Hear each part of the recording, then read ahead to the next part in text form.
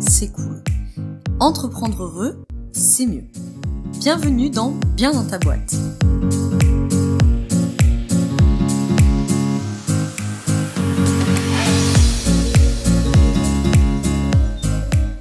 Bonjour à toi et bienvenue dans ce nouvel épisode du podcast Bien dans ta boîte.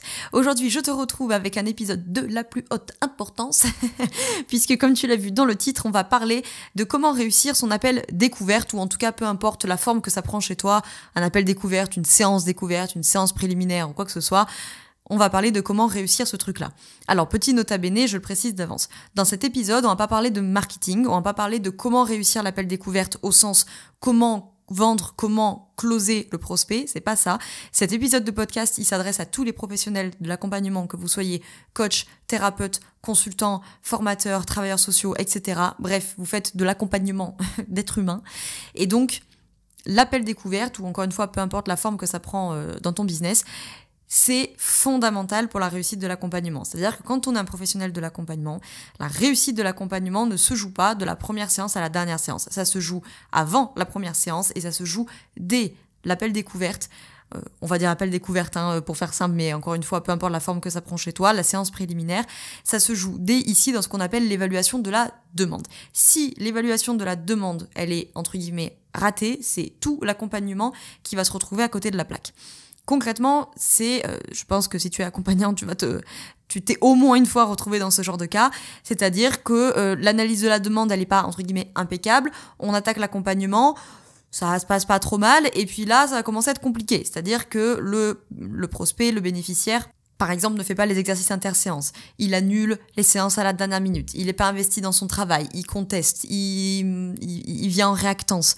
Et là, tu vois, c'est le cercle vicieux parce que toi, t'es frustré. Tu perds confiance en tes capacités. Tu te sens de moins en moins légitime. Vous perdez une relation de confiance. Vous perdez de la qualité dans la relation de travail. Et donc là, forcément, l'accompagnement, c'est cuit. Parce que là, je le répète souvent. Tu le sais maintenant si tu me suis depuis un moment. C'est pas moi qui le dis, c'est les études. 80% de la réussite du travail se joue dans l'alliance de travail, dans la relation qu'on entretient entre praticiens et bénéficiaires. Voilà pourquoi aujourd'hui, on va parler du coup de cet appel découverte, ou peu importe la forme qu'il prend chez toi. Dans un registre plus jargonneux, je vais le traduire par comment on fait pour réussir l'analyse de la demande, l'évaluation de la demande du bénéficiaire, et qu'on attaque un accompagnement dans de bonnes conditions, et que tout le monde soit content. Donc, petit préambule linguistique, si je pourrais dire ça comme ça. Pour faire simple et éviter qu'on mette des slash à chaque fois, je parlerai de praticiens dans ce podcast pour regrouper tous les professionnels de l'accompagnement qui m'écoutent là et qui pourraient être concernés. Donc, que tu sois coach, consultant, formateur, travailleurs sociaux, thérapeute, etc. On va parler de praticiens pour voilà. Faire une généralité, ça sera plus simple. Et je parlerai de bénéficiaires pour désigner, selon qui tu accompagnes, vos clients, patients, etc. Donc on parlera de praticiens, bénéficiaires et d'accompagnement pour éviter à chaque fois de dire coaching / consulting / formation. Sinon ça va être un peu lourd et très très long. J'en profite aussi pour te dire que je peux créer aussi cet épisode de podcast grâce à tous les élèves du programme sur la posture d'accompagnement, parce que c'est vraiment, 90% des élèves du programme posture d'accompagnement ont à un moment donné des questions et des problèmes sur ce fameux appel découverte, ou d'une manière générale sur l'analyse de la demande, comment je fais pour, j'avais mal cadré au début, après il faut que je recadre le client, il fait pas l'exercice interséance, il annule à la dernière minute, blablabla. Ça, c'est des problématiques récurrentes. C'est pour ça que d'ailleurs que dans le programme, c'est la journée 2. C'est-à-dire que vraiment la journée 1, on pose les bases, mais la journée 2, on y va sur cette analyse de la demande, de l'appel découverte, parce que c'est vraiment très important. Le programme, pour trouver sa posture d'accompagnant, il va vraiment incarner ça, c'est-à-dire 80% de la réussite du travail. Encore une fois, c'est pas moi qui fume cette idée-là, c'est la recherche qui montre ça. 80% de la réussite du travail, que tu sois coach, consultant, thérapeute, etc., c'est l'alliance, c'est la relation, et donc c'est la posture. La posture, quand on est accompagnant, c'est la priorité, c'est l'intention, c'est pourquoi. C'est l'intention que je mets quand je reçois chaque bénéficiaire, en consultation, en séance, en rendez-vous, etc. Les outils, c'est très bien, mais c'est secondaire. Les outils, c'est comment, et ça vient après. Or, aujourd'hui, on n'arrête pas de former des accompagnants qui sont des machines à outils, sauf que moi, je ne crois pas à ça. Je crois que pour être un accompagnant, il faut être un accompagnant et pas juste faire de l'accompagnement. Faire passer des fiches outils, tout le monde peut le faire. Par contre, vraiment travailler cette posture de l'accompagnement, Ça, c'est autre chose. J'ai déjà fait un épisode là-dessus, je te mets le lien dans la description si tu veux pouvoir l'écouter. Mais sur cette importance de la posture, de la neutralité bienveillante, de l'empathie, de l'écoute, etc. Bref, je t'en fais pas un topo là-dessus, sinon ça va être très très long. En tout cas, sache que si ce programme t'intéresse, la promo 3 du programme du coup pour trouver sa posture d'accompagnant commence le 21 février 2022, donc dans un mois. Je te mets le lien dans la description si tu veux retrouver la page avec toutes les infos, le programme, etc. etc. Il y a déjà des places qui ont commencé à partir et surtout je ne prends que 10 personnes en fait par promo pour être sûr de pouvoir absolument tous vous suivre et que chacun puisse être accompagné. C'est un programme vraiment très très complet avec beaucoup de mise en pratique justement parce qu'à un moment donné il faut pratiquer et par exemple l'appel découverte ça sera l'occasion dans le programme de le pratiquer. Bref, sur ce, on va attaquer. Quand la promo 2 du programme posture d'accompagnant a commencé, donc en septembre dernier, j'avais fait une mini formation par mail et justement le premier mail, avec un peu de provoque, j'avoue, j'avais fait un mail sur comment foirer ton accompagnement en 3 leçons. Et le premier point que j'avais donné pour foirer ton accompagnement, c'était justement rater l'analyse de la demande. Donc c'est très important d'aller en profondeur, c'est un point capital de l'accompagnement puisque c'est lui qui détermine toute la suite du travail. Il faut vraiment pas sous-estimer ce truc-là, c'est-à-dire que quand on est accompagnant, l'appel découverte, ça n'est pas juste une question de closing, de marketing et de vente. C'est prioritairement une question d'évaluation, d'analyse de la demande pour vérifier si la demande est adaptée à l'accompagnement que toi tu as proposé et surtout pour toi en tant qu'accompagnant, il faut que tu cernes tout de suite qui tu as en face de toi. Alors, la demande, concrètement, c'est quoi Donc, l'appel découverte, ou peu importe la forme que ça prend. Dans un registre plus jargonneux, on parle donc d'évaluation de la demande, c'est-à-dire la demande, c'est ce qui fait passer du point A au point B, autrement dit, de l'état actuel à l'état souhaité. Donc, c'est ce qui fait passer ton bénéficiaire du point A, c'est-à-dire l'état actuel dans lequel il se trouve au moment où il réserve cet appel découverte, au point B, c'est-à-dire l'état souhaité qu'il voudrait atteindre à la fin de votre accompagnement. Sauf que bien sûr, tu t'en doutes bien, que c'est assez rare qu'un bénéficiaire déroule ta page de vente, réserve l'appel découverte, t'appelle et déboule avec une demande qui soit impeccablement formulée et impeccablement arrêtée. Ce bénéficiaire, il t'appelle avec une demande qui est plus ou moins large et c'est toi qui es en charge de l'aider à préciser cette demande. Voilà, par exemple, on va t'appeler en te disant je fais appel à toi parce que je me sens pas bien dans mon travail.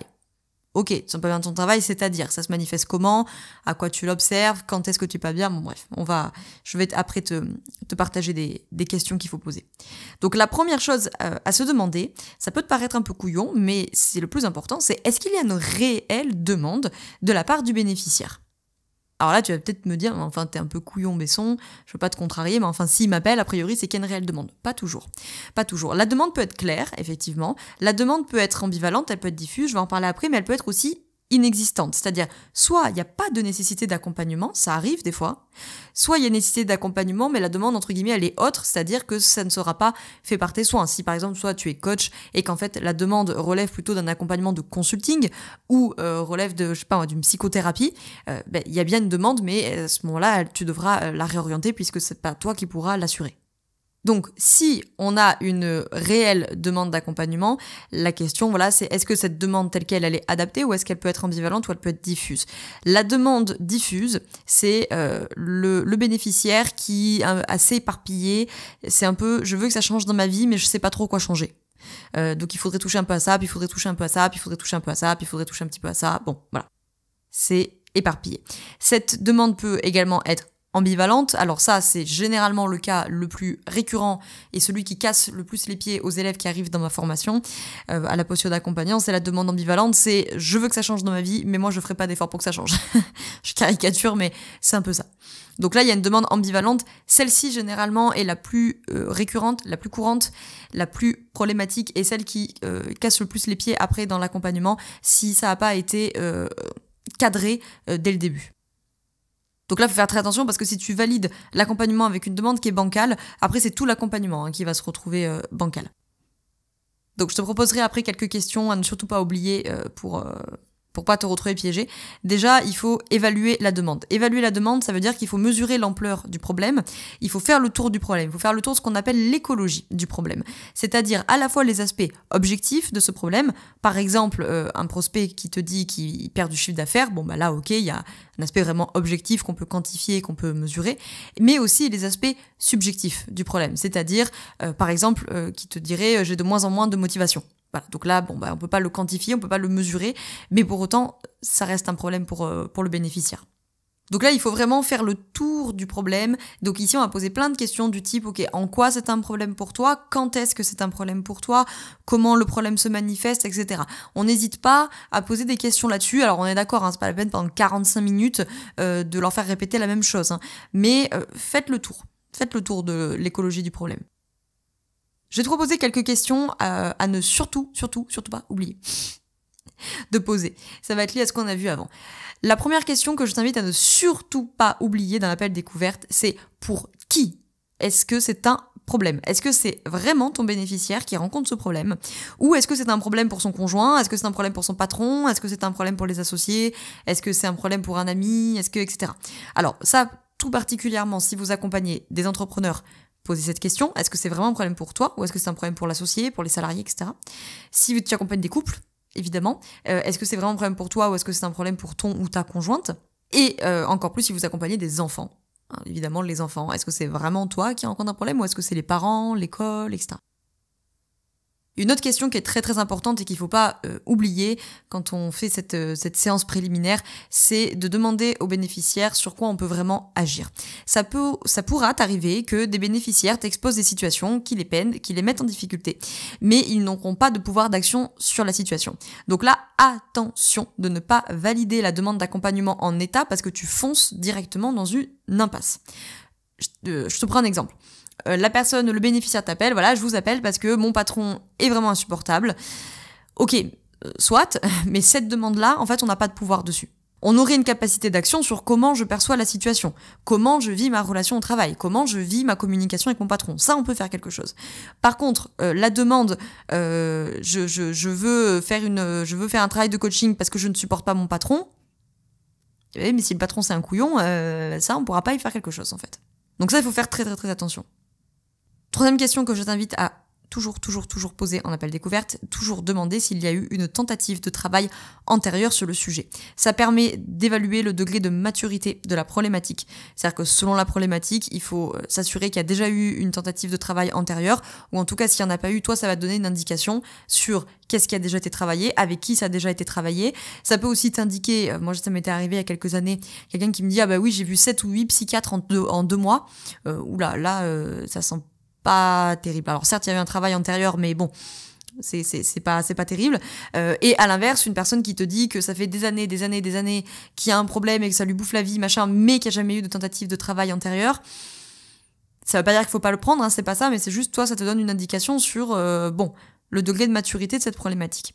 Et puis sur la problématique, bien sûr, c'est extrêmement important de s'assurer que le suivi qui est en place est pluridisciplinaire, avec l'apport évidemment des médecins, des psychologues, etc. Ou en tout cas, de recommander vivement à ton bénéficiaire en expliquant bien le cas de ton intervention et que sur la problématique qu'il rencontre, il faudra bien lui expliquer que ça peut être nécessaire, qui est suivi, je sais pas, psychologue, médecin, kiné, j'en sais rien, et que toi, ton champ d'action va se limiter à ça. Une question que j'aime beaucoup poser, qui relève plutôt de l'ACT, de la thérapie d'acceptation et d'engagement, c'est de demander quand est-ce que ce n'est pas un problème. Ça permet de faire switcher ce qu'on appelle le focus attentionnel, en fait, et d'envisager la demande sous un autre angle. C'est-à-dire que, quelque part, tu viens mettre en valeur aussi tout ce qui fonctionne bien chez ton bénéficiaire, et on va lui demander quand est-ce que ce n'est pas un problème pour toi. Et quelque part, tu viens lui mettre le focus sur ses forces, sur ses ressources, sur les choses qu'il a déjà pu mobiliser, en fait, pour faire face à ce problème, ou qu'il est en train de mobiliser pour faire face à ce problème. Et ça permet pour soi aussi d'évaluer, effectivement, ce qu'on appelle le focus attentionnel, c'est-à-dire où est-ce que mon bénéficiaire focus son attention. S'il est capable de switcher, c'est déjà bon signe concernant les capacités de flexibilité cognitive. Il y a un piège qui est très fréquent lors de l'appel découverte, c'est de se laisser complètement hypnotisé par la vision que le bénéficiaire a de son problème. Il y a fort à parier que ton bénéficiaire, lors de l'appel découverte ou de la séance préliminaire, il va parler pendant plusieurs minutes non-stop de son problème.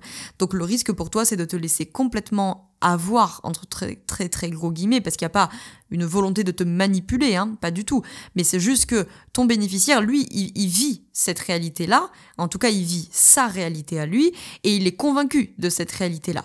Donc toi, tu dois absolument ce qu'on appelle questionner la densité de cette réalité. C'est du jargon, évidemment, pour dire que on fait le tour du problème, on fait le tour de l'écologie du problème et on ne se laisse pas sur une lecture premier degré. Par exemple, si je reprends tout à l'heure, mon patron, il est pénible, machin. Ok, c'est ta vision des choses. Donne-moi des faits observables, donne-moi des faits concrets. Qu'est-ce qui te fait dire qu'il est pénible? Qu'est-ce qu'il y a dans son comportement? Voilà. Le but, c'est pas de douter, c'est pas de montrer du scepticisme. Et évidemment qu'il faut faire ça avec une énorme posture d'empathie. Même si, attention, comme je me plais souvent à le dire, l'empathie, c'est pas la sympathie. Il faut le faire avec beaucoup d'empathie, mais le but, c'est pas non plus de foncer tête baissée dans « Ah ben oui, mon bénéficiaire m'a dit que son patron était un crétin, donc forcément, c'est compliqué pour lui. » C'est sa vision des choses, c'est sa perception de la réalité, mais ça n'est pas la réalité. Donc, petite astuce que je t'ai donnée là il y a quelques secondes, si tu vois que ton bénéficiaire a du mal à changer de prisme et que toi, du coup, tu as du mal à investiguer tous les aspects du problème parce que à chaque fois que tu poses des questions, je reprends mon exemple, ton bénéficiaire reste bloqué sur « mais c'est pas moi, c'est mon patron, c'est pas moi, c'est mon patron, c'est pas moi, c'est mon patron », demande-lui des faits observables. C'est-à-dire, ok, concrètement, est-ce que tu peux me donner des exemples de moments où ton patron a été désagréable avec toi? Donne-moi des faits observables, donne-moi des faits concrets, donne-moi des éléments tangibles, objectifs, pour qu'on puisse discuter, parce que il faut qu'on sorte un tout petit peu du subjectif pour que toi tu puisses faire l'évaluation de la demande de ton bénéficiaire. Il faut bien sûr s'inquiéter de ce que le bénéficiaire projette en fait sur la situation pour la percevoir comme un problème. Ça ne veut, attention, j'insiste là-dessus, je souligne, je mets en gras, j'encadre et en rouge, ça ne veut en aucun cas dire que tu es en position de juger si le bénéficiaire a tort ou a raison de considérer le problème comme un problème. Pas du tout. J'ai un de mes profs de première année, Jean-Louis Monestès, si un jour il passe par là, qui nous avait dit en amphi, si c'est un problème pour eux, c'est un problème pour vous. Cette phrase, elle est hyper importante et c'est un de mes leitmotifs dans le programme pour les accompagnants. Je leur dis tout le temps, si c'est un problème pour vos bénéficiaires, c'est un problème pour vous. Vous n'avez aucun moment le droit de juger si c'est un problème ou pas. Comme j'aime bien le dire, à tort ou à raison, ils ont leur raison. Donc votre travail, c'est certainement pas vous n'êtes pas juge d'application des peines, c'est certainement pas de dire à vos bénéficiaires s'ils ont tort ou s'ils ont raison de percevoir ça comme un problème. Si c'est un problème pour eux, c'est un problème pour vous. Par contre, en tant que professionnel de la relation d'aide, vous pouvez vous inquiéter de qu'est-ce qu'il est en train de me projeter sur la situation pour la percevoir à ce point comme un problème, si vraiment, objectivement, c'est peut-être pas si grave que ça. Si c'est grave pour lui, c'est grave pour toi. Mais par contre, tu peux te dire, là, il y a un petit décalage. Qu'est-ce qui se joue là-dessous? Le but, encore une fois, c'est pas de juger. Ça, c'est très important. Ça fait partie de la posture de base de psychologie humaniste que je transmets dans le programme. Le non-jugement. Mais par contre, on questionne la réalité et on questionne comment notre bénéficiaire perçoit cette réalité. Alors, pour terminer ce podcast, je te propose une mini étude de cas pour que tu puisses concrétiser un petit peu tout mon blabla. Donc, je vais te jouer, entre guillemets, un petit entretien d'analyse de demande et je ferai des petits commentaires au milieu. Admettons, le bénéficiaire va commencer comme ça. Je fais appel à toi parce que je me sens mal dans mon travail en ce moment. Le praticien répond, ok, est-ce que tu peux m'en dire plus? Qu'est-ce qui se passe? Le bénéficiaire lui dit ça se passe très mal en fait en ce moment avec un client, donc le problème c'est que je peux pas m'en séparer parce qu'en fait c'est mon seul gros contrat en ce moment et j'ai besoin de cet argent. Mais bon voilà, ça se passe super mal, il me parle mal, enfin je te jure vraiment c'est un con quoi. Objectivement c'est un con et moi en fait je suis piégée dans ce truc là parce que j'ai besoin de cet argent. Donc là c'est Laura qui revient faire une petite parenthèse. Tu vois, ici c'est exactement ce que je t'expliquais il y a quelques minutes. C'est ne te laisse pas happer par la vision quand le bénéficiaire dit ouais mais objectivement franchement c'est un con. On n'en sait rien et en fait c'est pas le sujet. Donc ici on ne s'attache pas à savoir si le gars en question est vraiment un couillon ou pas, on s'attache à comment ça se fait que mon bénéficiaire ne perçoive plus que ça chez ce monsieur et comment on fait pour sortir de là. Ok, donc le bénéficiaire termine comme ça, je suis piégé là-dedans, j'ai besoin de cet argent.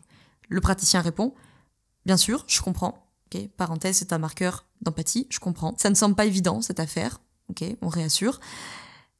Et toi, quel te semble être ton champ d'action possible? Ok, on renvoie la responsabilité, ça permet de limiter l'ambivalence aussi. On est en train de lui dire, ok, je comprends, mais qu'est-ce qu'on peut faire? Admettons que le bénéficiaire réponde, je sais pas, je me dis que je suis vraiment bloquée en fait. Le seul truc que je peux vraiment faire, en fait, c'est de travailler sur moi et sur ce qu'il me renvoie. Ok, là, impeccable. Entre guillemets, bonne réponse, si on pourrait dire ça comme ça.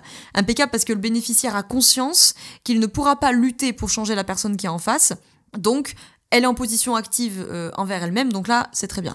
Bon, nota bene, je t'ai simplifié le cas d'étude parce que dans la réalité, j'aurais quand même investigué ce qu'il se passe avec ce client en question pour s'assurer qu'il s'agit bien d'un différend et pas de harcèlement ou quelque chose comme ça. Le praticien va répondre « Oui, je vois. En quoi c'est un problème pour toi aujourd'hui, cette relation ? Je veux dire, à quoi tu vois dans ton quotidien que c'est devenu un problème ?»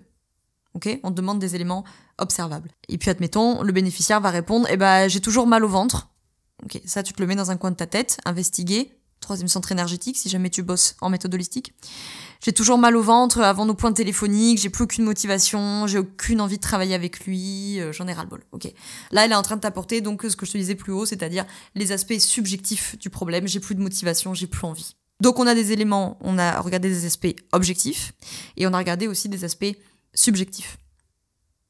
Voilà ce que je voulais te dire par rapport à l'appel découverte. L'analyse de la demande, c'est très très très important. En soi, c'est pas sorcier, entre guillemets, même si évidemment il y a toujours des cas particuliers, il y a toujours des exceptions, etc. Et c'est aussi pour ça que dans le programme à la posture d'accompagnant, la journée 2, quand on travaille là-dessus, on fait plein de mises en pratique, j'apporte plein de cas et on fait des mises en pratique pour justement s'entraîner, tant qu'on est entre nous, à ces mises en situation, à gérer les appels découvertes, etc. Parce que forcément, t'as, comme on l'a vu au début, les cas de demande diffuse et les cas de demande ambivalente qu'il faut arriver à recadrer tout de suite, savoir aussi rendre la responsabilité des fois aux bénéficiaires, quoi, en disant, écoute, je sais pas, tu me dis qu'il y a un problème et qu'il faut que ça change et en même temps tu me dis que tu veux pas changer, donc qu'est-ce qu'on fait avec ça? Évidemment, tu dis pas les choses comme ça parce que ça c'est pas très délicat, c'est pas très empathique, mais voilà, il y a tous ces cas particuliers qu'il faut apprendre à travailler, bien sûr gérer les cas ambivalents, recadrer les demandes, etc.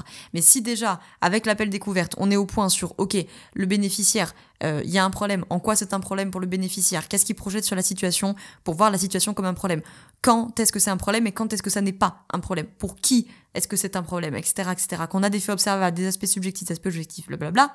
Bon, j'ai envie de dire, on a déjà bien cerné ce qui est en train de se passer. Après, j'aurais pas le temps d'en parler aujourd'hui, on en parlera donc dans la journée 2 du programme pour les accompagnants. Il y a une question de bien faire formuler la demande. Il y a la question du registre comportemental, etc. Parce que c'est sûr que il y a des demandes, il faut se méfier. Il y a des demandes qui sont se tirer une balle dans le pied. Par exemple, ça dans le coaching, je le vois souvent. Valider une demande, je fais une petite parenthèse là-dessus, valider une demande en coaching qui est « je viens faire un coaching parce que je veux gagner confiance en moi », ça s'appelle se tirer une balle dans le pied, quoi. Tu peux pas mettre ton bénéficiaire dans une exigence de résultat de lui-même vis-à-vis de lui-même. Ça n'a aucun sens. Déjà, tu le mets pas en fonctionnement optimal, tu le mets dans une démarche de fonctionnement maximal. Et en plus, ça va être extrêmement difficile à évaluer. Et ça va être très très très dépendant de beaucoup de facteurs. Donc après, il y aura la question aussi de comment on formule cette demande. Mais déjà, si on a réussi à bien évaluer, investiguer la demande, à bien l'analyser pour ne pas se retrouver avec un accompagnement complètement bancal et un bénéficiaire désinvesti, j'ai envie de dire, on a déjà fait une bonne partie du travail. J'espère que cet épisode t'a plu, j'espère qu'il t'aura aidé. Peut-être que ça aura valu le coup de prendre des notes. Je te dis ça à la fin, mais bon, tu t'en seras peut-être rendu compte de toi-même. Je te retrouve dès que tu le souhaites je te mets le lien dans la description sur la page du programme Trouver ta posture d'accompagnant pour tous les professionnels de l'accompagnement qui veulent apprendre à être des accompagnants et pas simplement à faire de l'accompagnement. Ici, c'est vraiment un programme qui mêle de la théorie, de la pratique, pour justement mettre en pratique sa posture de praticien, praticienne à chaque journée, développer sa boîte à outils holistique, parce que bon, tu me connais, on est forcément en démarche humaniste et en démarche holistique. Voilà, le but, c'est vraiment qu'à la fin de ce programme, sur ta posture d'accompagnant, d'accompagnante, tu ne te sentes plus jamais stressé avant, pendant ou après une séance. Tu te sens confiante, tu es outillé pour gérer toutes les problématiques. On n'est pas en panique au milieu d'une séance en mode « Oh mon Dieu, je sais pas quoi faire, je sais pas quoi répondre, je sais pas comment réagir ». Savoir vers qui et comment on réoriente le bénéficiaire si on a besoin.